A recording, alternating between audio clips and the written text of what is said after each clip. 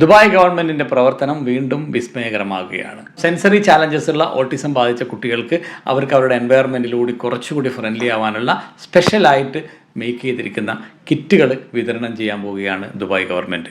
ഇനി പറയുന്ന സ്ഥലങ്ങളിലാണ് ദുബായിൽ ഈ കിറ്റുകൾ വിതരണം ചെയ്യാൻ പോകുന്നത്. അൽ മുറക്കബാദിലും അൽ ബർഷയിലുമുള്ള ദുബായ് പോലീസ് സ്റ്റേഷനിൽ ഇത് ലഭിക്കും. ദുബായ് എയർപോർട്ടുകളിൽ ഇത് ലഭിക്കും.